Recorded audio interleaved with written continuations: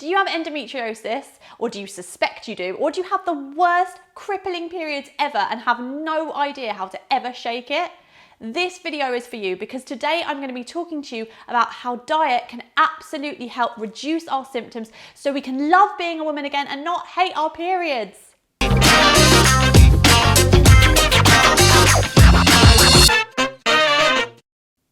Hi, I'm Jodie Bramman, I'm the female health coach, and today I'm going to talk to you about the food and the diet that can really help you reduce the symptoms of endometriosis. So first up, we need to know the symptoms of endometriosis, things like bloating, painful periods, fertility issues, just pain during sex, just generally feeling achy and painful, and it might manifest as IBS-like symptoms.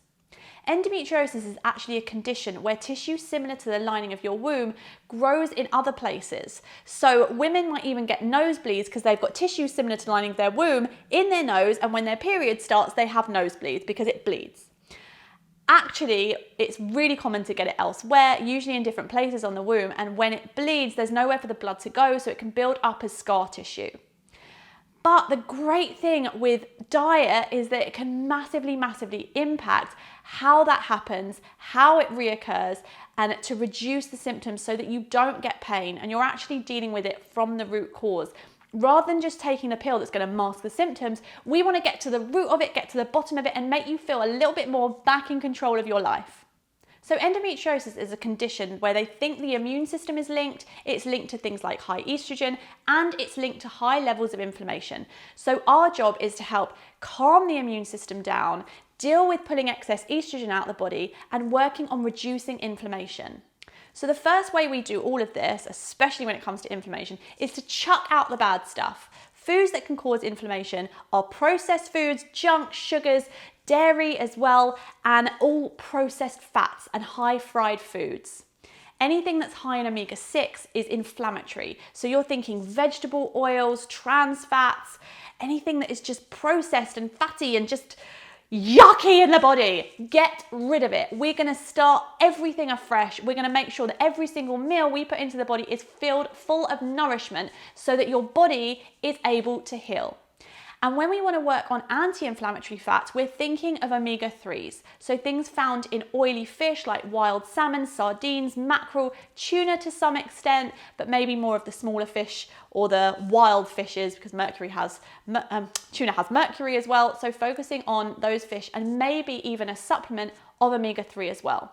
If you are vegan, you might want to look at a vegan omega-3 that comes from algae, and 100% these do exist and you can find them. Another thing we want to be looking at is antioxidants, because people with endometriosis have higher levels of oxidative stress, which basically means the body is going around causing damage. So all of these free radicals need to be neutralized, which is where the antioxidants come in, they bind and they pull them out. Amazing. Vitamin C, vitamin D, vitamin E, all of these beautiful vitamins can help do this. Now, vitamin C we can find in red veggies and berries and leafy green veggies. Vitamin D is found from the sun, so please get sunbathing. Obviously not at the height of the sun, but during the day. And vitamin E is found in nuts and seeds and things like avocado. So get those into your diet. We also want to be making sure that every single day we are having a good poo. Because if we are constipated, the estrogen that's meant to be pulled out through our poo ends up recirculating, and then we can get high levels of estrogen. So we've got to make sure everything is being pulled out. And foods that can help this are high fiber foods. Your fruits, your veggies, your beans and pulses and grains, like whole grains, not white rice, but things like brown rice and oats, all designed to help pull everything out. So every single day you are having a good poo, and make sure you drink a lot of water, maybe 6 to 8 glasses a day. This can also hugely help. A supplement that's actually been found to be really useful at modulating the immune system and helping with scar tissue, and there's a lot of research going on in the moment, is something called NAC, or N-acetylcysteine. This is really useful. You might want to look into this if you've done everything else and you just want sort of the icing on the cake. Also, histamine. This is a biggie. This is something that is going to be spoken about a lot more, I guarantee, in the upcoming years.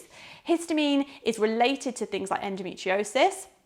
We can have higher levels, and higher histamine makes estrogen go higher, and higher estrogen can cause a histamine release, and it all goes around in circles.